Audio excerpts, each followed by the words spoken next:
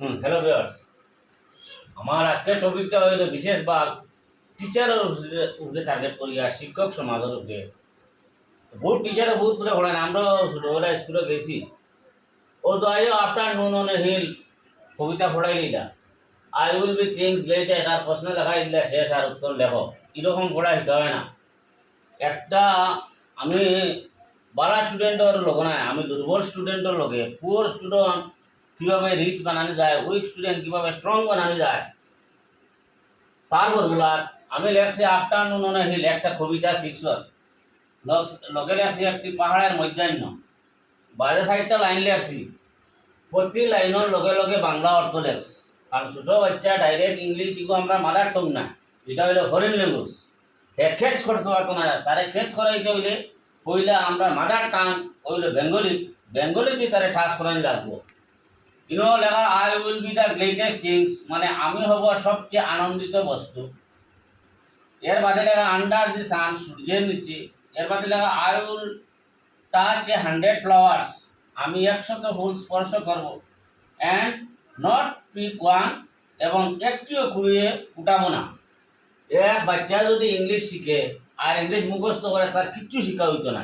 যা মুখস্থ হইব পুরাণে হাফিজুর লাগান, অর্থ জানতো না। তাই আমি শিক্ষক সমাজে হইয়া প্রতিটা স্টুডেন্টে পড়াইতে হইলে, বাংলা মিডিয়ামের স্টুডেন্ট ইংলিশ মিডিয়ামের স্টুডেন্টের দরকার নাই, ইংলিশ টু ইংলিশে কাম হয়ে যায়। বাংলা মিডিয়ামের স্টুডেন্ট পড়াইতে হইলে, ইংলিশ তারে শিখাইতে হইলে হইলা তারে লাইনে লাইনে অর্থটা এইভাবে শিখাইবা। আমি লেখছি I will be the greatest things, মানে আমি হব সবচেয়ে আনন্দিত বস্তু। আন্ডার দি সান, সূর্যের নিচে, এইরকম 4টা লাইন লেখছি।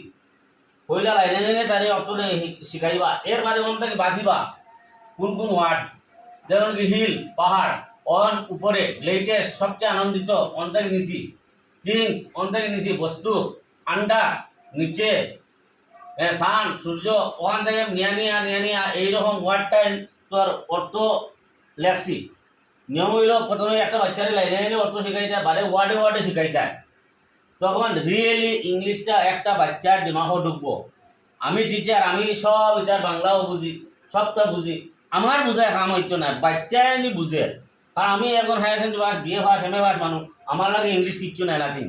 কিন্তু একটা 5, 6 or 7 বাচ্চা, ফার্স্ট টাইম আমরা মাদার টাং হইল বেঙ্গলি, তারে ইংলিশ শিখাই দিলে বাংলার লগে স্পর্শ রাখিয়া কইলা লাইনে লাইনে তারে অর্থ শিখাইতে লাগবো, ওয়ার্ডে ওয়ার্ডে শিখাইতে লাগবো। কিন্তু আমি লাইনে লাইনে অর্থ লেখছি, প্রতিটি লাইনের ইংলিশের ওয়ার্ডে ওয়ার্ডে। এইরকম যদি ওয়ার্ড তারে শিখানি হয় ক্লাস নার্সারি থেকে 10 পর্যন্ত, তার ভিতরে বিরাট বড় একটা স্ট্রোক ওয়ার্ড হয়ে যাব ইংলিশের। তখন হায়ার সেকেন্ডারি যাও, যে কোনো কলেজও যাও, সায়েন্সও হোক আর্টসও হোক, তার আর ডিকশনারি চাইতে লাগতো না, তার ওয়ার্ডে ওয়ার্ডে অর্থ শিখা লাগতো না, তখন এই ইংলিশে গুল্লি ঘুরাইতে পারবো। এরপরে কবিতার লাইন পরে ওয়ার্ড বাড়ে আমি আরো একটা তার প্রশ্ন লেখাইছি, যে where will the poet go home, লেখছি কবি কখন বাড়িতে ফিরে যাবেন। ঠিক প্রশ্নর বাংলা। তো প্রশ্ন তার এইরকম পাঠটা, মানে লাইনটা লাইনে লাইনে অর্থ বুঝাইছি, মানে ওয়ার্ডে ওয়ার্ডে অর্থটা লেখছি, মানে ওয়ার্ডে ওয়ার্ডে শিখতো, লাইনে লাইনে শিখিয়া। এর বাদে তার প্রশ্ন দিলাম, ধরুন একটা এক্সাম্পল হিসেবে আমি একটা প্রশ্ন দিলাম, when will the poet go home, এগুলো বাংলা কিনা, কবি কখন বাড়িতে ফিরে যাবেন। তখন প্রশ্নটা এই বুঝলো, বাংলার লগে সংস্পর্শ করলে ইংলিশের প্রশ্নটা বুঝলো।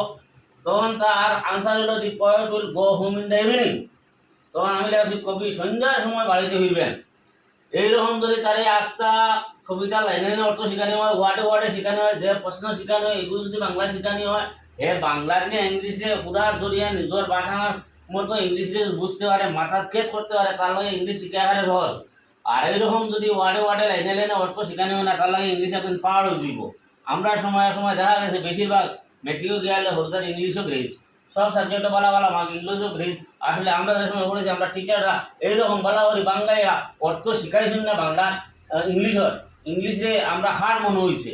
কিন্তু আমরা যখন বিয়ে দিয়ে পড়েছি তখন তো বুঝছি যে বাচ্চারা এইরকম পড়াইলে তখন আর তার আর ইংলিশের হার্ড হইতো না ছোটোবেলা থাকি। এই উদ্দেশ্যে আজকে আমার ভিডিওটা বানানি টিচারদের উদ্দেশ্যে। সরকারি স্কুল সাধারণত যেটা স্কুলে দুর্বল স্টুডেন্ট, এখন দুর্বল স্টুডেন্টের এইরকম লাইনে লাইনে অর্থ, ওয়ার্ডে ওয়ার্ডে অর্থ প্রশ্ন, ও যদি বাংলা অর্থ বুঝে না তে শিখতে পারতো না। দয়া করে আপনারা ছোটো বাচ্চাদের তোলে 5, 6, 7, 8 বাচ্চাদের এইরকম পুরো মেহনত করিয়া তারা পড়াটা শিখাইবা, তাহলে রিয়েলি ইংলিশটা তারা শিখা হইব। এই বলে আমার বক্তব্যটা এখানে রাখলাম।